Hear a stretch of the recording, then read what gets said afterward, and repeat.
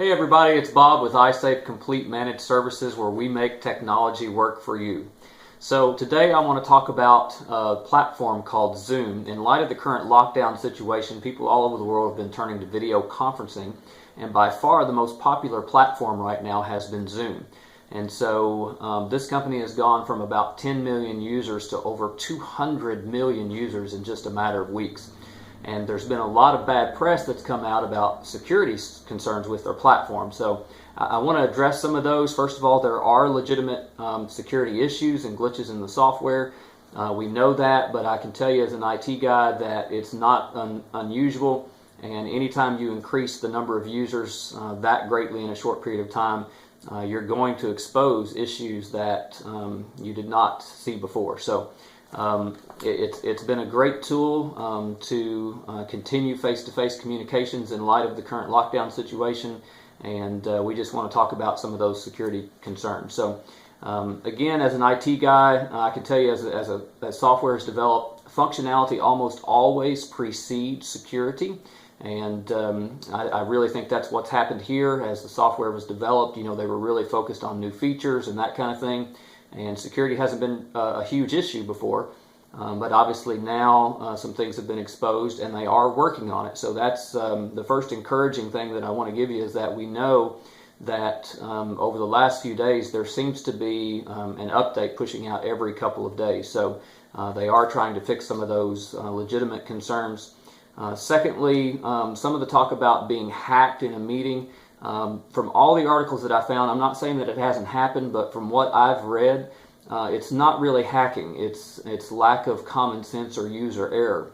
So what's happening is that people are hosting meetings, and they're thinking about those meetings the same way that they would a public gathering. And people that would do things like show pornography to children or use racial slurs or all kinds of other bad things to disrupt a meeting would not typically show up to an actual face-to-face meeting, because they can be identified and arrested and have to deal with that confrontation. So, but when people are behind a computer, they'll do all kinds of things that they wouldn't do otherwise. And so you have to keep that in mind and not think of it like a public meeting. You cannot post your meeting ID and invitation to your public Facebook page or your website and expect that only those people that you want to come to the meeting are going to show up. As a matter of fact, I'm pretty confident that now, I'm sure there are computers all over the world that are scanning the internet for Zoom meeting IDs. And so you just don't want to do that. You want to keep the meeting invitations private. Use the password, and that way you can keep out people that you don't want to be there. So another article that I saw this past week indicated that Zoom was distributing malware, and that's not the case either, directly anyway. So what's happening is that other companies are taking advantage of Zoom's popularity, and they are releasing Zoom installers that have been modified that includes malware. And so you always want to download Zoom directly from the Zoom site or from a meeting ID. Don't just go out there and download it from anywhere or an untrusted source, because that'll get you in trouble, because there are hacked versions of the installer out there circulating on the internet. And so the fourth and final reason is simply pros over cons. The bottom line is that when you take away face-to-face communications, you increase the feelings of isolation. There are more misunderstandings, weaken resolves, and decrease motivation. And Zoom has been an invaluable tool to help replace some of that and keep us communicating face-to-face. So there's four things that you need to do to keep as secure as possible while you're using Zoom. And so, as I mentioned before, only download the software from Zoom.com or a legitimate Zoom meeting request. And this would apply to any software that you're downloading or installing anyway.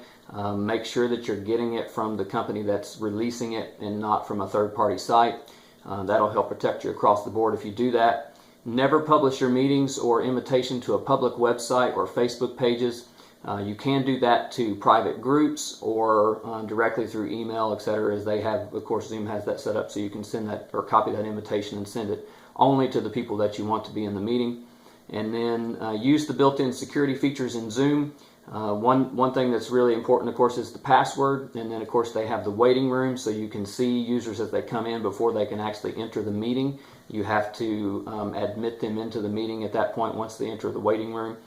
Gives you an extra level of security there. And from my understanding is that Zoom is adding some additional features as well to help protect you and keep unwanted attendees out. So, and then the last one is to do those updates. You'll notice every time that you close Zoom, if there's an update available, it will ask you to install that. And so as soon as those are made available, go ahead and install those so that you can keep the software up to date. I also saw an article yesterday where Google is banning the software on company-owned computers. And I just want to address that because, first of all, it's not uncommon for a company to restrict what software can be on their computers or their employees' computers. So that's not unusual at all. And then I kind of take that with a grain of salt because Google is actually a competitor of Zoom, and so they want their users to be using and promoting their software, and may have released that article to kind of help decrease the popularity of Zoom, because I'm sure they would love to take on some of those 200 million new users that Zoom has gotten in the last few weeks. So if you do those things that I've listed there, that I think that you'll be able to use Zoom safely, and it'll be a valuable tool to help you get through this season. And wish everybody well, and stay safe out there. We'll see you soon. Thank you.